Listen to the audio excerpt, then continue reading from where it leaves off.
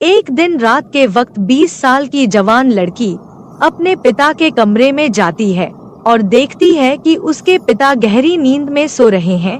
वह लड़की धीरे से उनके पास जाकर बैठ जाती है और उसे देखकर पिता जाग जाते हैं। पिता पूछते हैं, बेटा इतनी रात को क्या हुआ, सब ठीक है ना? लड़की कहती है, पापा मेरे सिर में बहुत तेज दर्द हो रहा है और मुझे बहुत डर भी लग रहा है। क्या मैं आपके पास सो सकती हूँ? पिता मुस्कुराते हुए कहते हैं, बिल्कुल बेटा, कोई बात नहीं, आप आराम से सो जाओ, मैं यही तुम्हारे पास हूँ। पिता लड़की को बिस्तर पर सुला देते हैं और उसके सिर को प्यार से सहलाने लगते हैं। इससे लड़की को तुरंत आराम महसूस होता है और वह धीरे धीरे सोने लगती है। उस दिन पिता ने थोड़ी बहुत ड्रिंक भी की होती है। नमस्कार दोस्तों, स्वागत है आपका हमारे चैनल पर। आज की कहानी आपको चौंका देगी और आप सोचने पर मजबूर हो जाएंगे कि एक पिता और बेटी ऐसा काम कैसे कर सकते हैं। अगर आप हमारे चैनल पर नए हैं तो कृपया सब्सक्राइब जरूर करें ताकि आप हमारी ऐसी और भी कहानियां मिस न करें। तो चलिए दोस्तों, शुरू करते हैं आज की यह सच्ची कहानी, जो मध्य प्रदेश के सागर जिले की है। इसी जिले के एक गांव में छगन लाल नाम का एक आदमी अपने 3 बच्चों के साथ रहता था।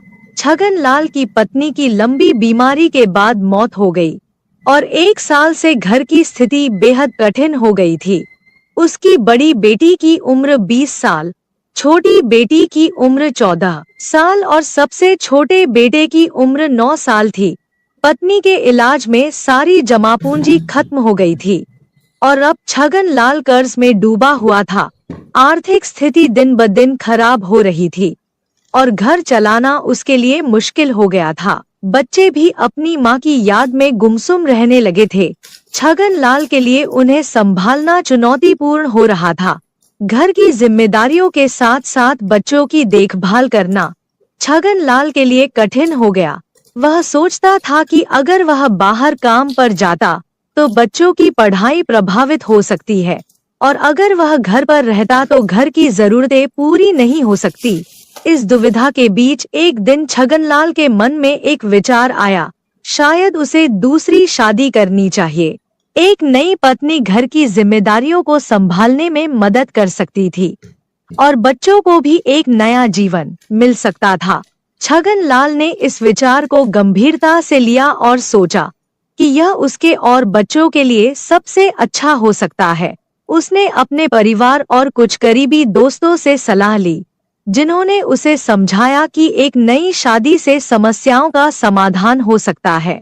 छगनलाल ने सोचा कि अगर वह दूसरी शादी कर लेता है तो घर भी आबाद हो जाएगा और वह भी बाहर कमाने जा पाएगा।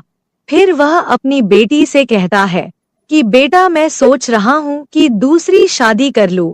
इससे तुम लोगों की देखभाल भी अच्छे से हो जाएगी और मैं भी बाहर कमाने जा सकूंगा। तुम्हारी माँ के चले जाने के बाद जो तुम सबकी हालत हो गई है, अब मुझसे देखी नहीं जाती। पिता के इन सब बातों को सुनकर बेटी एकदम से खामोश हो जाती है। उसकी जुबान से एक भी शब्द नहीं निकल पाता।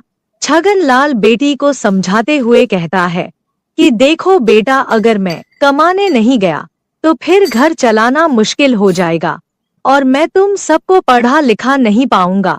इतना समझाने के बावजूद भी वह लड़की खामोश ही रही। छगनलाल सोचता है कि उसकी बेटी अभी दुखी है, फिर किसी और दिन बात करेगा। उसके बाद वह वहां से चला जाता है और वह लड़की सोचने लगती है कि जब उसके पिता शादी कर लेंगे और जो सौतेली माँ आ जाएगी तो सौतेली माँ कभी अच्छी नहीं होती। उसने यह सुना भी था और अपनी आंखों से देखा भी था। वह यही सोच रही थी कि अभी उसके पिता बच्चों से बहुत प्यार करते हैं। अगर शादी के बाद वह भी बदल जाएंगे तो सौतेली माँ हमारे ऊपर बहुत अत्याचार करेगी और पापा भी उसी का साथ देने लगेंगे। उस दिन वह लड़की रात भर सो न सकी और पूरी रात यही सब सोचती रही। जब वह लड़की अगले दिन कॉलेज जाती है तो उसे रास्ते में एक सहेली मिल जाती है जो उसके साथ उसके कॉलेज में ही पढ़ा करती थी। फिर वह लड़की अपनी सहेली को सारी बात बता देती है जो उसके पिता ने अपनी शादी के बारे में उससे कही थी। उसकी सहेली कहती है कि यह तो बहुत गलत होने वाला है तुम लोगों के साथ। अगर तुम्हारे पापा ने शादी कर ली तो तुम्हारे ऊपर बहुत बड़ी मुसीबत आ जाएगी। सौतेली माँ के बारे में तो तुमने सुना ही होगा कि वह किस तरह की होती है। तुम्हारे पापा ये शादी तुम लोगों के लिए नहीं कर रहे हैं, वह तो अपने शारीरिक सुख के लिए कर रहे हैं। उन्हें तो बस अपने लिए एक जीवन साथी चाहिए जो उनकी जिस्मानी इच्छा को पूरी कर सके। तुम्हारे पापा को जिस्मानी इच्छा बहुत परेशान कर रही है, इसी वजह से वह शादी करना चाहते हैं। तुम कभी यह मत सोचना कि वह ये शादी तुम्हारे लिए कर रहे हैं। उन्हें तो बस अपनी इच्छाओं को पूरी करने के लिए एक जिस्म चाहिए। वह लड़की अपनी सहेली की बातें सुनकर बहुत ही परेशान हो जाती है और उसे यह लगता है कि उसके पापा शादी करके ही रहेंगे। फिर उसकी सहेली कहती है कि मेरे पास एक आइडिया है, अगर तुम कर सको तो। वह लड़की कहने लगी कि ठीक है, मैं अपने भाई बहन के लिए कुछ भी कर सकती हूँ। उसकी सहेली कहने लगी कि तुम्हारे पापा को सिर्फ जिस्म चाहिए, अगर तुम अपने पापा के साथ संबंध बना सको तो फिर उन्हें शादी की सूरत नहीं रहेगी और वह कभी भी शादी नहीं करेंगे। फिर वह लड़की इस बात को गहराई से सोचने लगती है और इस नतीजे पर पहुंचती है कि फिर चाहे उसे कुछ भी करना पड़े मगर वह अपने भाई बहन को कभी बर्बाद नहीं होने देगी। अब उस लड़की ने ठान लिया था कि किसी भी कीमत पर उसने अपने पापा की शादी नहीं होने देगी। कॉलेज से आते आते उसको शाम हो गई थी, क्योंकि वह कॉलेज के बाद अपनी सहेली से काफी देर तक बातें कर रही थी। फिर वह घर आकर खाना बनाने लग जाती है और अपने भाई बहन को खाना खिलाकर उन्हें अपने अपने कमरे में सोने के लिए भेज देती है। उसके बाद वह लड़की खाना खाकर अपने पापा के बिस्तर में लेट जाती है। कुछ देर बाद उस लड़की का पिता आता है। जब वह देखता है कि उसकी बेटी उसके ही बिस्तर पर लेटी हुई है तो फिर वह उससे पूछता है कि बेटी तुम्हें क्या हुआ है। तो लड़की कहने लगी कि पापा मेरे सिर में बहुत ज्यादा दर्द हो रहा है और मुझे डर भी लग रहा है, इसीलिए आज की रात मैं आपके साथ ही सोना चाहती हूँ। बेटी की बात सुनकर पिता कहता है कि कोई बात नहीं बेटा, तुम आराम से सो जाओ। थोड़ी देर बाद खाना खाने के लिए वो किचन की ओर चला जाता है और खाना खाने के बाद थोड़ी बहुत पी भी लेता है। उसके बाद वह अपने बिस्तर में आकर लेट जाता है। एक तरफ लड़की लेटी हुई थी और दूसरी तरफ उसके पिता थे, मगर उन दोनों के ऊपर अलग अलग कंबल थे। रात के 12 बज चुके थे मगर उस लड़की की आंखों से नींद बिल्कुल ही गायब थी। उसके दिमाग में तो उसकी सहेली की बातें और सौतेली माँ की तस्वीरें घूम रही थी। जब लड़की ख्यालों की दुनिया से बाहर आई तो उसने देखा कि उसके पापा तो गहरी नींद में सो गए हैं। फिर वह लड़की डरने का नाटक करते हुए अपने पापा के कंबल में जाकर उनके करीब हो जाती है। थोड़ी देर बाद वह लड़की धीरे धीरे अपने पापा के और भी ज्यादा करीब होने लगती है। नशे के कारण उनका बाप भी मदहोश होने लगता है। जब तक उसे होश आया तब तक उसके अंदर का शैतान जाग चुका था, इसीलिए वह खुद को रोक न सका। उसके बाद वह दोनों अपने इस रिश्ते को भूलकर कई बार संबंध बना लेते हैं। अगली सुबह जब सोकर उठते हैं तो दोनों ही बहुत खुश थे। उन्हें किसी भी तरह की कोई शर्म या पछतावा नहीं था। उसके बाद तो यह सिलसिला आए दिन ही चलने लगा। अब तो वह लड़की भी इसकी आदी हो चुकी थी। जब भी उनका मन करता तो वह अपनी इच्छाओं को पूरी करते थे। इसी तरह दिन महीनों में बदलते चले गए और महीने बीत गए, पता ही नहीं चला। एक दिन उस लड़की की तबीयत खराब हो जाती है और उसे उल्टी और चक्कर आने लगते हैं। फिर वह लड़की चेक करवाने के लिए डॉक्टर के पास एक क्लिनिक पर जाती है। तब उसकी रिपोर्ट आई तो उसके पैरों के तले जमीन खिसक गई। डॉक्टर ने उसे बताया कि वह 2 महीने से प्रेग्नेंट है। उस लड़की के गांव के ही एक औरत उस क्लिनिक में साफ सफाई का काम किया करती थी। जब उस औरत को इस बात का पता चला तो फिर वह औरत पूरे गांव में ढिंढोरा पीट देती है। छगन लाल की कुंवारी की मां बनने वाली है। धीरे धीरे यह खबर आग की तरह पूरे गांव में फैल जाती है। छगन लाल का अपनी ही बेटी के साथ नाजायज रिश्ता है। एक दिन उसकी सहेली उसके घर जाकर कहती है कि पूरे गांव में पता चल चुका है कि तुम प्रेग्नेंट हो। अपनी सहेली की यह बात सुनकर लड़की बहुत परेशान हो जाती है और उसे कुछ भी समझ नहीं आ रहा था कि अब वह क्या करे। वह सोच रही थी कि अब तो उसके पिता की बहुत बदनामी हो जाएगी और वह भी किसी को मुंह दिखाने लायक नहीं रहेगी। एक दिन शाम के वक्त वह लड़की मार्केट से कुछ सामान लेने चली जाती है तो रास्ते में उसे मोहल्ले के कुछ लड़के छेड़ने लग जाते हैं। अश्लील बातें करके उसको परेशान करने लगते हैं और उसका बहुत ही मजाक उड़ाते हैं। वह लड़की बहुत शर्मिंदा हो जाती है और सामान खरीद कर घर वापस आ जाती है। घर आ जाने के बाद वह लड़की रात का खाना बनाने लगती है। भाई बहन और अपने पिता को खाना खिलाकर अपने रूम में चली जाती है। उसके दिमाग में सिर्फ एक ही बात चल रही थी कि उसकी और उसके पिता की बहुत बदनामी हो रही थी। अवसर उठाकर कभी भी नहीं जी पाएगी। यही सब सोचते हुए रात के करीब समय एक 25 का था वो कदम उठाती है और रस्सी लेकर जंगल की ओर चली जाती है। जंगल में पहुंचकर वह अपने आप को फंदे से लटका लेती है और उसी गांव का एक आदमी जंगल की ओर जाता है तो वहां का मंजर देखकर उसके होश उड़ जाते हैं। जब पास जाकर देखता है तो कदम सन्न रह जाता है क्योंकि वह लड़की उसी के गांव के में रहने वाले छगन लाल की बेटी थी। फिर वह आदमी इस खबर को पूरे गांव में फैला देता है। यह खबर उस लड़की के पिता को भी बताई जाती है। उस लड़की के पिता और गांव के सभी लोग जंगल की ओर चले जाते हैं और उन्हीं में से कोई पुलिस को भी फोन कर देता है। थोड़ी देर में पुलिस भी मौके पर पहुंच जाती है और उस लड़की को उतार कर उसका पोस्टमार्टम के लिए भेज देती है। जब पुलिस पूछताछ करना शुरू कर देती है तो पूछताछ के दौरान लोगों ने बताया कि यह लड़की पेट से थी, इसीलिए ही इसने आत्महत्या की है। एक आदमी ने तो यह भी बताया कि इस लड़की का अपने ही पिता के साथ नाजायज रिश्ता था और जो इस लड़की के पेट में बच्चा है वह भी इसी के बाप का है। लोग तरह तरह की बातें कर रहे थे और यह भी कह रहे थे कि भगवान ऐसे बाप किसी बेटी को भी न दे। पुलिस फिर छगन लाल को पकड़कर थाने ले जाती है और पोस्टमार्टम रिपोर्ट के आने का इंतजार करती है। इसी दौरान उस लड़की की सहेली को भी बुलाया जाता है और डर के मारे सारी बात वह लड़की बता देती है। तब तक पोस्टमार्टम रिपोर्ट भी आ जाती है और रिपोर्ट में साफ साफ लिखा हुआ था कि वह लड़की 2 महीने की प्रेग्नेंट थी। अब पुलिस छगन लाल से पूछताछ करना शुरू कर देती है। उसने इस बात को जल्द ही कबूल कर लिया कि उसने अपनी ही बेटी के साथ पिछले 5-6 महीनों से नाजायज संबंध थे। उसके बाद छगन लाल को अरेस्ट करके उसे कोर्ट में पेश किया जाता है और उसे 2 साल की सजा सुनाकर जेल में डाल देते हैं। दोस्तों कहते हैं कि बाप और बेटी को भी ज्यादा देर तक एकांत में नहीं रहना चाहिए, नहीं तो मन में गंदे विचार आ जाते हैं। अगर गंदे विचारों ने किसी के मन में एक बार घर बना लिया तो फिर उसे भगवान भी नहीं बचा सकते। फिर वह इंसान कुछ ऐसा कर बैठता है जिसके कारण पवित्र रिश्ते भी पवित्र शर्मसार हो जाते हैं।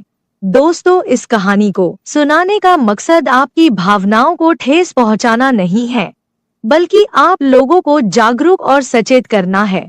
तो दोस्तों, यह थी हमारी आज की कहानी।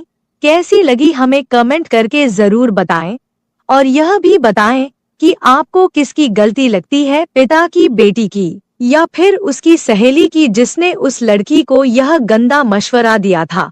अगर कहानी अच्छी लगी हो तो चैनल को सब्सक्राइब और वीडियो लाइक जरूर कीजिएगा। मैं भावना एक साधारण सी महिला प्राइवेट स्कूल में पढ़ाने का काम करती थी।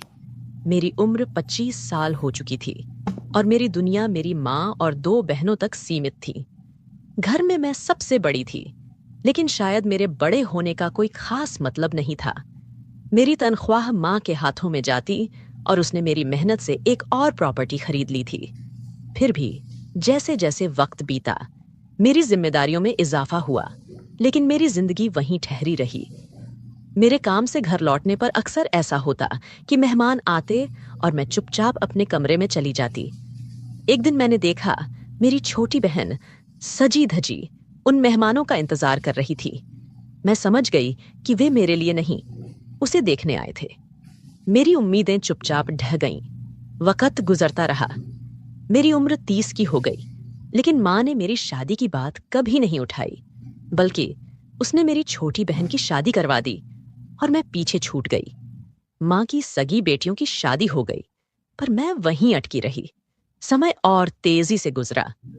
अब मैं 35 साल की हो चुकी थी, लेकिन माँ अब भी मेरी शादी की बात नहीं करना चाहती थी।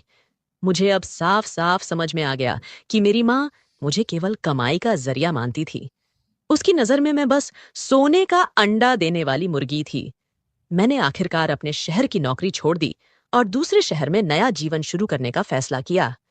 वहां मैंने किराए पर एक घर लिया और एक प्राइवेट स्कूल में पढ़ाना शुरू किया।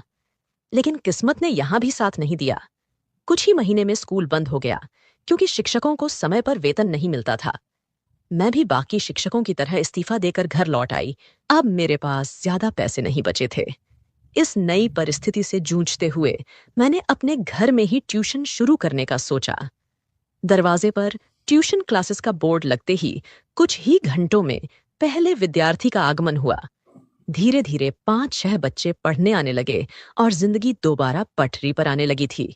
फिर एक दिन एक 15 साल का लड़का अभिषेक मेरे पास पढ़ने आया।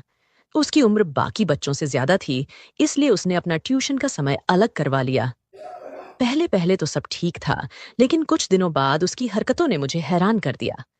अभिषेक ट्यूशन में आते ही अपनी गोद में बैग रखकर मुझे देखता रहता। एक दिन जब मैं बोर्ड से पीछे मुड़ी तो देखा उसकी नजर बोर्ड पर नहीं, मुझ पर थी। उसकी आंखों में कुछ अजीब सा था। और फिर उसकी गोद में रखे बैग की हलचल ने मेरी बेचैनी और बढ़ा दी। मेरे कदम खुद ब खुद उसकी तरफ बढ़े। मैंने उसका बैग हटाया और जो दृश्य मेरे सामने था उसने मेरे पैरों तले जमीन खिसका दी। 15 साल का वह लड़का मुझे देखकर वहीं बैठे बैठे अपनी हदें पार कर रहा था। उस पल मेरे भीतर गुस्सा, शर्मिंदगी और घिन का तूफान उमड़ पड़ा। लेकिन मैं जानती थी ये लड़ाई सिर्फ अभिषेक के खिलाफ नहीं थी। ये लड़ाई मेरे जीवन के हर उस पल के खिलाफ थी जिसने मुझे पीछे धकेलने की कोशिश की थी। उसकी माँ की गोद में उसका 6 महीने का बच्चा था और पास ही उसका बड़ा बेटा अभिषेक खड़ा था। वो महिला मेरे पास आई और अभिषेक का एडमिशन कराते हुए बोली, मैडम, आप मेरे बेटे को कम से कम 4 घंटे ट्यूशन दीजिए। घर पर ये बहुत परेशान करता है और पढ़ाई में भी दिलचस्पी नहीं लेता। आपके डर से शायद ये थोड़ी पढ़ाई कर ले। उसने आगे कहा, मैं आपको एक्स्ट्रा क्लासेस के लिए कुछ ज्यादा पैसे भी दूंगी। अतिरिक्त पैसे किसे नहीं चाहिए होते। वैसे भी मेरा खुद का कोई परिवार नहीं था और न ही मुझे किसी पति को जवाब देना पड़ता था।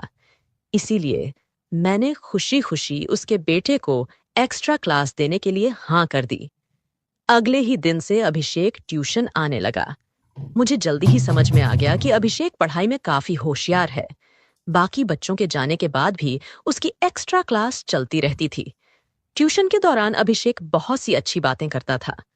उसके साथ समय कब बीत जाता मुझे पता ही नहीं चलता। शायद क्योंकि मैं भी अपनी जिंदगी में अकेली थी, तो उसकी बातें सुनकर मुझे भी कोई सहारा मिल गया था। ऐसे ही दिन बीत रहे थे। मैं जिस घर में रहती थी उसकी ऊपरी मंजिल का एक कमरा पहले से ही टूटा हुआ था। अब वहां एक नया किराएदार आकर रहने लगा था, जो कि मेरी ही तरह अकेला था। एक शाम की बात है, 6 बजे के करीब अभिषेक अपने घर जाने के लिए निकला ही था कि तभी वह नया किराएदार मुझे चाय के लिए बुलाने आया। उसकी बात सुनकर अभिषेक अचानक रुक गया और बोला, मैडम, मुझे मैथ्स के कुछ सवाल समझने हैं। ये कहते हुए वह मुझे क्लासरूम में ले आया। जैसे ही हम अंदर पहुंचे, मैंने उसे ब्लैक बोर्ड पर मैथ्स के सवाल समझाने शुरू कर दिए। लेकिन अभिषेक का ध्यान बिल्कुल भी मेरी पढ़ाई पर नहीं था। वो बस यूं ही मेरा समय बर्बाद कर रहा था। ये मुझे समझ में आ गया था। मैंने थोड़ी सख्ती से कहा, तू मेरा समय बर्बाद मत कर। तेरा ट्यूशन का समय खत्म हो गया है, अब घर जा। अभिषेक ने अचानक मेरे हाथ को पकड़ लिया और बोला, मैडम, आप बहुत अच्छी हैं। जब तक मैं वापस नहीं आता अपना ख्याल रखना। मुझे उसकी इस बात पर कोई खास ध्यान नहीं गया, लेकिन जाते वक्त उसका इस तरह का व्यवहार मुझे थोड़ा अजीब जरूर लगा। अगले दिन अभिषेक ट्यूशन के समय नहीं आया। तभी आसमान में बादल घिराए और तेज बारिश होने लगी। मैंने ट्यूशन में आए बाकी बच्चों को जल्दी ही छुट्टी दे दी। थोड़ी ही देर बाद जब मैं दरवाजे पर खड़ी होकर बारिश का आनंद ले रही थी, तभी मैंने देखा कि अभिषेक पूरी तरह से भीगा हुआ मेरी ओर आ रहा है।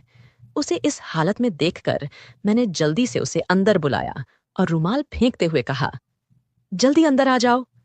अभिषेक घर के अंदर आते ही मुझसे लिपट गया। उसकी इस अचानक हरकत से मैं हैरान रह गई। वो रो रहा था।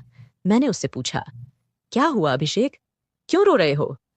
उसने सुबकते हुए कहा, आज मम्मी ने मुझे मारा है, मैं अब घर वापस नहीं जाऊंगा।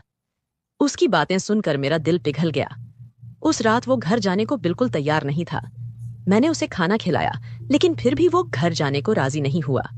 उसकी माँ भी उसे देखने नहीं आई और जब मैंने फोन किया तो उसका नंबर भी नहीं मिला। आखिरकार मैंने उसे अपने घर में ही सुला लिया। वो रात मेरे लिए भी अजीब थी, लेकिन कहीं न कहीं मैंने महसूस किया कि अभिषेक भी शायद उसी तरह अकेलापन महसूस कर रहा था जैसे मैं करती थी। वह रात भी ऐसी ही थी जब अभिषेक मेरे कमरे में सोया हुआ था। अगले दिन सुबह सुबह दरवाजे पर दस्तक हुई। अभिषेक की माँ खड़ी थी और जैसे ही मैंने दरवाजा खोला, उन्होंने रोते हुए कहा, आप इस लड़के को अपने घर में बिल्कुल भी मत रखिए, मैं इससे तंग आ चुकी हूँ, आप भी इसे निकाल दीजिए। उनकी आंखों में आंसू थे और उन्होंने गुस्से में अभिषेक को थप्पड़ मारा। मैं हैरान रह गई। मैंने उन्हें रोकते हुए कहा, आप उसे क्यों मार रही हैं? इस पर वह बोली, इसकी तरफदारी मत कीजिए, नहीं तो आप पछताएंगी। अगर आप इसे अपने पास रखना चाहती हैं तो रख लीजिए, मैं इसकी ट्यूशन फीस भी नहीं दूंगी। इतना कहकर वह चली गई। मुझे ऐसा लगा कि उन्होंने अपने बेटे के लिए ममता खो दी है। अभिषेक चुपचाप मेरे पीछे आकर लिपट गया। उसकी माँ के जाते ही उसने मुझे जोर से गले लगाया। उसकी मासूमियत देखकर मेरा दिल पिघल गया। मैंने सोचा, वैसे भी मैं घर में अकेली हूँ, कुछ दिनों के लिए अभिषेक को रख सकती हूँ। शायद उसकी माँ का गुस्सा ठंडा हो जाए और वह उसे वापस ले जाए। लेकिन ऐसा नहीं हुआ। अभिषेक की माँ ने उसके कुछ सामान दरवाजे पर छोड़ दिया और चली गई। मैं इसे क्षणिक गुस्सा समझ रही थी, मगर 2 दिन बाद पता चला कि वे लोग कॉलोनी छोड़कर किसी और शहर चले गए हैं। उनके फोन भी बंद हो गए थे। मैं यह बात अभिषेक से छिपाए रखी, क्योंकि उसे यह जानकर बहुत धक्का लगता कि उसके माता पिता उसे छोड़कर चले गए हैं। धीरे धीरे मैंने अभिषेक को अपने घर में ही रखना शुरू कर दिया। वह सुबह स्कूल जाता, शाम को ट्यूशन करता और रात को मेरे कमरे में आकर सोता। सब कुछ सामान्य चल रहा था, लेकिन एक रात कुछ अजीब हुआ। हमेशा की तरह उस दिन भी अभिषेक मेरे कमरे में सोने आया और लाइट बंद कर दी। वह अंधेरे में सोने का आदी था और उसकी आदत के चलते मैंने भी अंधेरे में सोने की आदत डाल ली थी। अचानक उस रात अभिषेक ने मुझे बहुत जोर से पकड़ लिया। उसकी पकड़ इतनी मजबूत थी कि मुझे यकीन ही नहीं हुआ कि वह 15 साल का लड़का है। मैं बहुत डर गई थी। ना तो मैं उठ पाई, ना ही उसकी पकड़ से खुद को छुड़ा पाई। लगभग आधे घंटे बाद वह अलग हुआ।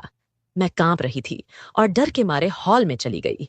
सुबह अभिषेक जब कमरे से बाहर आया तो वह ऐसे व्यवहार कर रहा था जैसे रात में कुछ हुआ ही नहीं। मैं उसे कुछ कहने ही वाली थी, तभी वह किचन की ओर बढ़ गया। उसकी मासूमियत देखकर मेरे मन में उथल पुथल मच गई। उसने मेरे लिए चाय बनाई और मेरे कमरे में मेरा इंतजार कर रहा था, मानो कुछ हुआ ही ना हो। वो मेरे कमरे में था और अचानक उसे देखकर मैं थोड़ी शर्म से भर गई। फौरन बाथरूम की ओर बढ़ी, अंदर जाकर जल्दी से अपने कपड़े ठीक किए और फिर बाहर आई। बाहर आते ही मैंने अभिषेक से सवाल किया, अभिषेक, तुम्हारी तबीयत ठीक तो है ना? रात को तुमने मुझे इतनी जोर से क्यों पकड़ा था?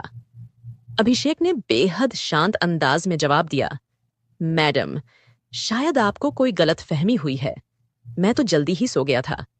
उसके जवाब से मुझे थोड़ी राहत मिली। लगा कि शायद वो सब कुछ नींद में हुआ होगा। मैंने उस बात को और ज्यादा तूल नहीं दी। कुछ देर बाद अभिषेक स्कूल चला गया। दोपहर को जब वो घर आया तो रोज की तरह ट्यूशन के लिए बैठ गया। अब मैं उसकी एक्स्ट्रा क्लास नहीं ले रही थी। उस दिन बाकी बच्चे चले गए, मगर अभिषेक काफी देर तक रुका रहा। मैं उसे बोर्ड पर गणित के कुछ सवाल समझा रही थी और मेरी नजर बोर्ड पर ही थी। अचानक जब पीछे मुड़कर देखा तो अभिषेक की हालत कुछ अजीब लगी। उसकी नजर पढ़ाई पर नहीं थी और वो अपनी गोद में बैग रखे किसी अजीब हरकत में लगा हुआ था। मैंने तुरंत तेज आवाज में कहा, अभिषेक। उसकी हरकतें देखकर मैं थोड़ी हिल गई। मेरे दिमाग में सवाल उठने लगे।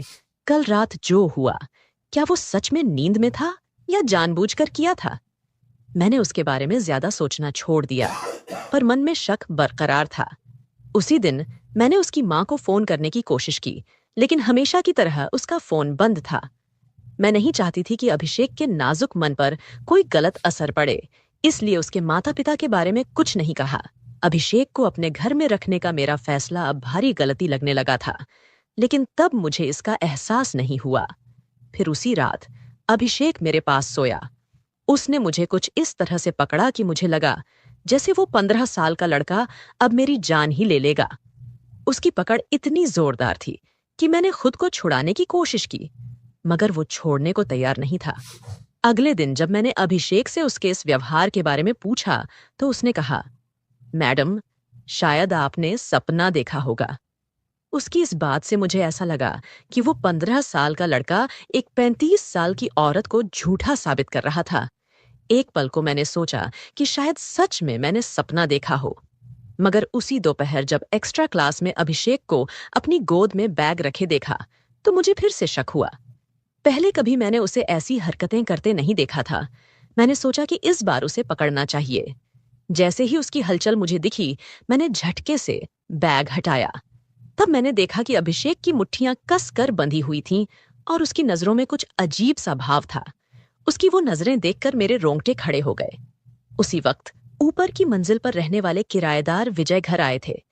वो अक्सर जब भी कुछ नया लाते तो मुझे भी देने आते थे। उस दिन भी वो मार्केट से सब्जियां लाकर मेरे घर देने आए थे। विजय ने जब अभिषेक का व्यवहार देखा तो वो भी थोड़ा असमंजस में आ गए।